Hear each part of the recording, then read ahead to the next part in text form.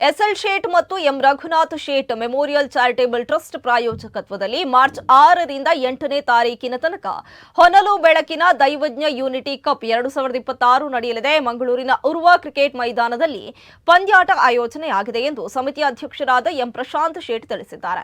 ಸುದ್ದಿಗೋಷ್ಠಿಯಲ್ಲಿ ಮಾತನಾಡಿದ ಅವರು, ಈ ಕ್ರೀಡಾಕೂಟವನ್ನ ದೈವಜ್ಞ ಬ್ರಾಹ್ಮಣ ಸಮಾಜದ ಬಾಂಧವರ ಸಂಘಟನೆ ಮತ್ತು ಶ್ರೇಯೋಭಿವೃದ್ಧಿಯನ್ನ ಉತ್ತೇಜಿಸುವ ಉದ್ದೇಶದಿಂದ ಹಮ್ಮಿಕೊಳ್ಳಲಾಗಿದೆ. ಪಂದ್ಯಾಕೂಟದಲ್ಲಿ ಒಟ್ಟು 28 ತಂಡಗಳು ಭಾಗವಹಿಸಲಿವೆ. ರಾಜ್ಯದ 9 ಜಿಲ್ಲೆಯ ತಂಡಗಳು ಜೊತೆಗೆ ಮುಂಬಯಿಯ 1 ತಂಡ ಇದರಲ್ಲಿ ಭಾಗವಹಿಸಲಿದೆ ಎಂದಿದ್ದಾರೆ. ಇನ್ನು ಈ ಸಂದರ್ಭದಲ್ಲಿ ಸಮಿತಿಯ ಸದಸ್ಯರಾದ ನಿಶಾಂತ್ ಶೇಟ್, ಗುರುರಾಜ್ ಶೇಟ್, ರಾಘವೇಂದ್ರ, ವಿಘ್ನೇಶ್ ಶೇಟ್ ಉಪಸ್ಥಿತರಿದ್ದರು. ಸೆಕೆಂಡ್ ಸೀಸನ್ ಇದು. ಹೋದ ವರ್ಷ ನಾವು ಫೆಬ್ರವರಿ ಮಾಡಿದ್ದೆವು 12-13-4ಕ್ಕೆ. ಈ ಸಲ ನಾವು ಮಾರ್ಚ್ 6-7-8ಕ್ಕೆ ಮಾಡ್ತಿದ್ದೇವೆ. UFC ಗ್ರೌಂಡ್, ನಮ್ಮ ಊರುವ ಗ್ರೌಂಡಲ್ಲಿ. ಇದು ನಮ್ಮ ಸಮಾಜದ್ದು ಎಲ್ಲ ಯಂಗ್ಸ್ಟರ್ಸಿಗೆ ನಾವು ಎಂಕರೇಜ್ ಮಾಡಲಿಕ್ಕೋಸ್ಕರ ಇದನ್ನು ನಾವು ಮಾಡಿದ್ದೇವೆ. ಈ ಸಲ 9 ಡಿಸ್ಟ್ರಿಕ್ಟಿಂದ 19 ತಾಲೂಕಿಂದ 28 ಟೀಮ್ ಬರ್ತಾ ಉಂಟು.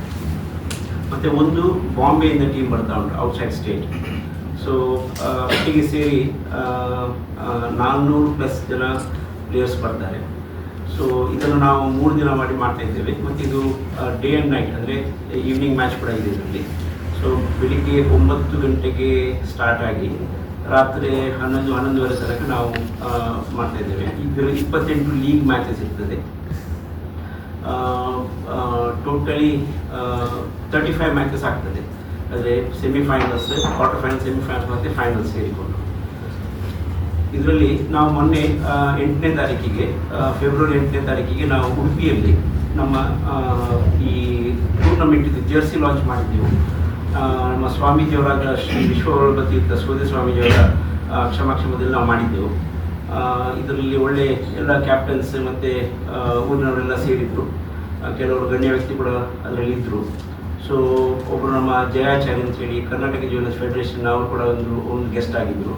ಹಾಗೆ ನಮ್ಮ ಸಮಾಜದ ಸತೀಶ್ ಶೇಟ್ ಅಂತೇಳಿ ಅಲ್ಲಿಯ ದೈವಜ್ಞ ಸಮಾಜದ್ದು ಪ್ರೆಸಿಡೆಂಟ್ ಅವರು ಕೂಡ ಅದರಲ್ಲಿ ಇದ್ದರು.